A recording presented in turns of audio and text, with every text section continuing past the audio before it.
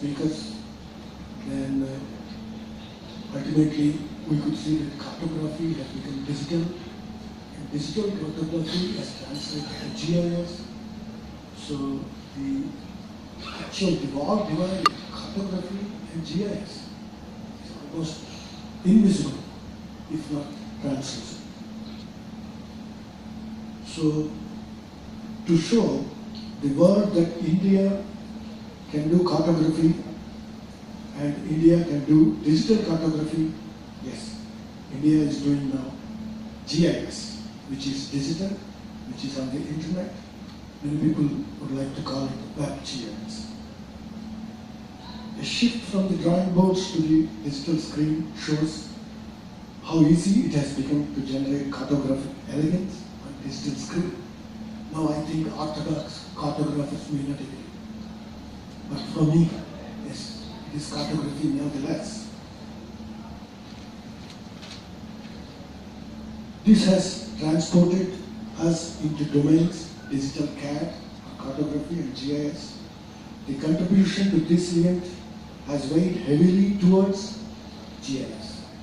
I have gone through most of the proceedings and they were all towards GIS, yes. There were some with cartography too. So all of them want to see that GIS is used by society. GIS is used by slum dwellers. And even some papers have seen that how generating a 3D model of the slum, how the slum can be changed with parks and all that, can also help these slum dwellers.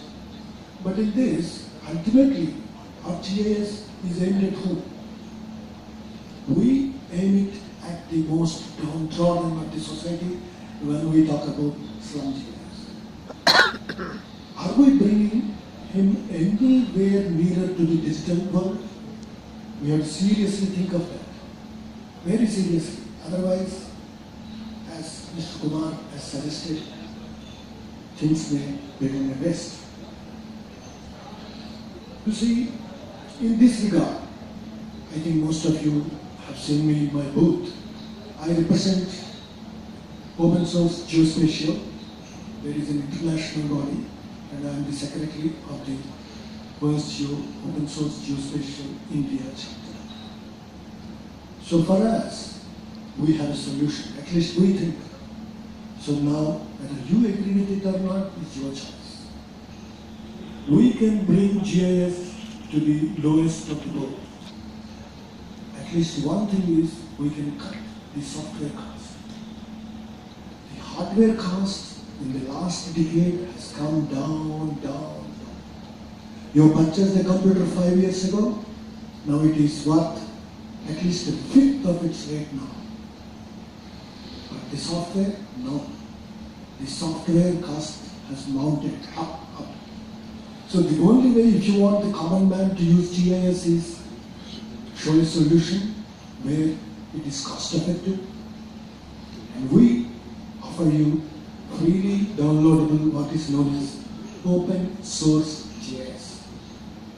It is free and open source, but the free should not be confused with a free cup of tea. It is free as in freedom. So if I give you a DVD, we have distributed freely in our stall, but I have incurred some expenditure for the DVD. For writing the DVD also I have incurred some expenditure, so I can definitely take the commercial value out of it, even my time. But if you download it from the internet, yes, it is free. So as an example, I was particularly interested in this. Very quick. Thank you. NSDI, most important organization of Government of India, they said that they are using PostgreSQL and they had serious issues with PostgreSQL because the PostgreSQL said that your operating system has to be upgraded. And then they are searching for a vendor who can, somebody you call for quotations and all that. That's what we do in government. So I say, instead of that, groom your own young scientists who are programmers. Keep them aside, keep a cell who will do research in open source GIS. They can rise to the occasion. Don't depend on the commercial support.